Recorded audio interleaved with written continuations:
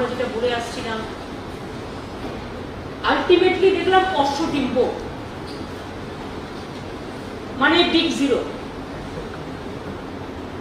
10 লক্ষ কোটি টাকা অলরেডি অমিত মিত্র আপনাদের বলেছেন, ফাইন্যান্স মিনিস্টার, যে 9 লক্ষ কোটি 9 লক্ষ 40 কোটি টাকা যেটা, সেটা আগেই হয়ে গেছিল এবং সেগুলোর কোনো ভবিষ্যৎ নাই। কবে হবে, কি হবে না হবে কেউ জানে না।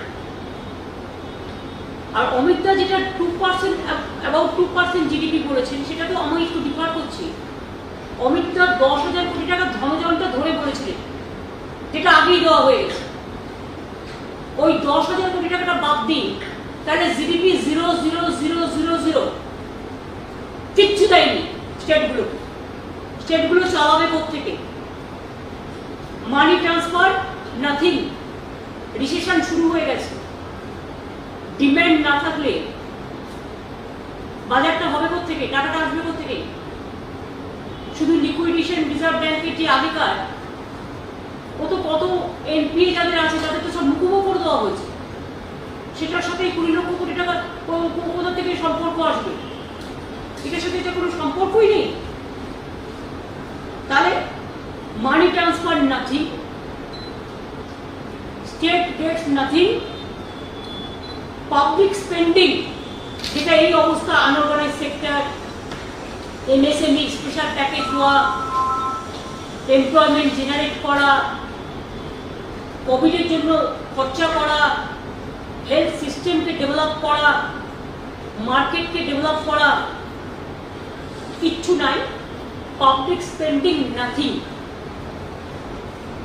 তাহলে কি হলো? Money transfer nothing, special package কোভিডকে মোকাবিলা করবার জন্য নাথিং,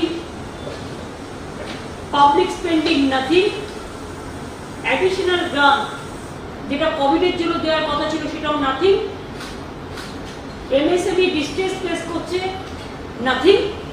3 লক্ষ কোটি টাকা যেটা বলছে, আপনাদের আমি যদি একটা সহজ হিসেব দিয়ে বুঝতে পারবেন, আমরা বাংলায় 90,000 কোটি টাকা এমএসএমই দিই, আর সারা ভারতবর্ষে 15 লক্ষ কোটি টাকা এমনিতে পায়, সেটাকে কমিয়ে 3 লক্ষ কোটি টাকা করেছে। তার মানে এমএসএমই আরো কোথায় যাবে আমি জানি না, আদৌ এদের আমলে থাকবে কিনা। Unorganise sector nothing, MSME nothing, deterioration বরঞ্চ হয়েছে, ডিমান্ড নেই, only liquidity. And I will tell you, এটা big zero, a eye wash, এবং মানুষকে ধোঁকা এবং ভাওতা দেওয়া ছাড়া এই দুর্দিনেও, এই দুর্যোগেও, মানুষের এই দুর্ভোগেও, মাইগ্রেন্ট ওয়ার্কার থেকে শুরু করে, আনঅর্গানাইজ সেক্টর থেকে শুরু করে, এমনকি কৃষি লোনকেও, কৃষিদেরও, কৃষকদের জন্য লোন দিতে পারতেন, লোন মুকুব করতে পারতেন, যেটা মনমোহন সিংজি একসময় করেছিলেন 2009 সম্ভবত। কিছুই করেন, কিচ্ছু নেই। কৃষি লোনকে ছাড় দিতে পারতেন, কিছুই নেই। সুতরাং জিডিপিটা 2 নয়, এই 20 লক্ষ কোটি টাকায় 0.000000। আমরা কি বলেছিলাম? এফআরবিএম 3 থেকে 5 করা হোক, নাথিং ইজ দেয়ার। আমরা বলেছিলাম রিজার্ভ ব্যাংকের কাছ থেকে রেপো এতে স্টেটকে লোন নেওয়ার সুযোগ দেওয়া হোক, নাথিং ইজ দেয়ার। আমরা বলেছিলাম জিডিপি, জাপান দিচ্ছে 20% এই কোভিডকে কেন্দ্র করে প্যাকেজ, ইউএসএ দিচ্ছে 10%, ইউকে দিচ্ছে 50%। আমরা বলেছিলাম অ্যাটলিস্ট ইন্ডিয়াতে 6% দেওয়া হোক, যেটা 10 লাখ ক্রোড়। কারণ আজকে আমরা যেটা পাই 101% পাই না, আর আজকে যেটা করার হচ্ছে 0.0000, গ্রেড জিরো।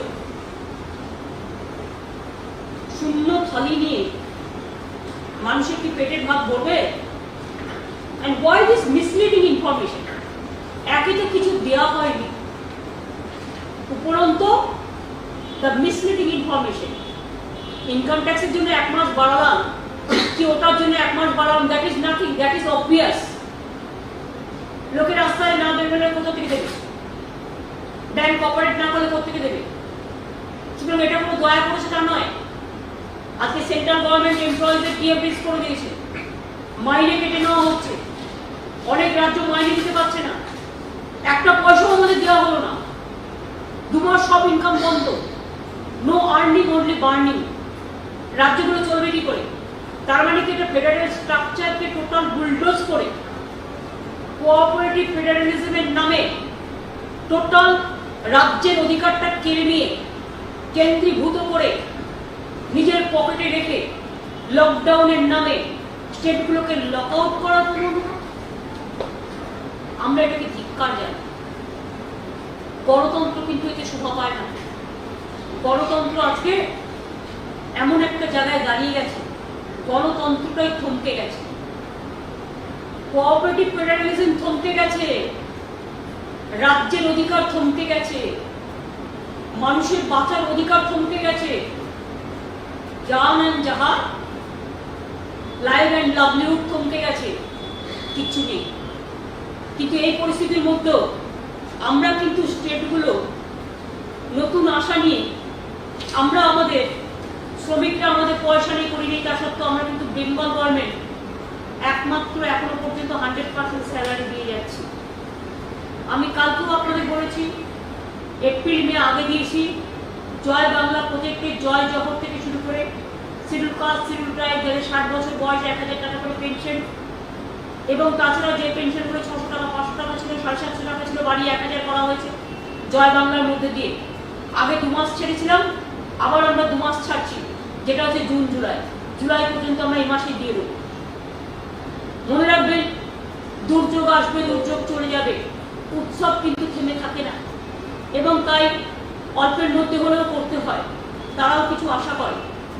আমরা ভেবেছিলাম হয়তো এবার করতে পারবো না, তা সত্ত্বেও স্টেট গভর্নমেন্ট হ্যাড ডিসাইডেড, যেটা অ্যাডহক বোনাস আমরা 4200 2020-21 দিচ্ছি, 2019-20 এটা ছিল 4000, 200 টাকা বাড়ালাম। আর কাটা তো দূরের কথা, salary ceiling for eligibility for getting bonus is also increased from 30,000 থেকে 34,250।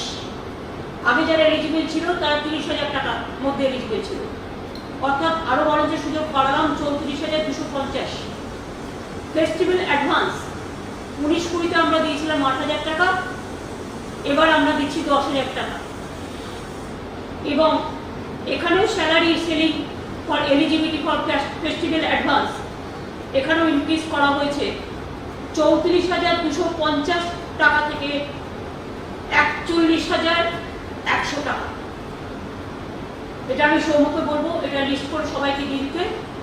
অর্থাৎ ফাইন্যান্সিয়াল ইমপ্লিকেশন মনে রাখবেন, এখানে 10 লক্ষ গভর্নমেন্ট এমপ্লয় বোনাস এবং ফেস্টিভ্যাল অ্যাডভান্সে উপকৃত হবে, এবং including government employees 10 lakhs, panchayat municipal bodies, university school employees, all contractual and casual employees. Total financial implication will be about 400 কোটি টাকা।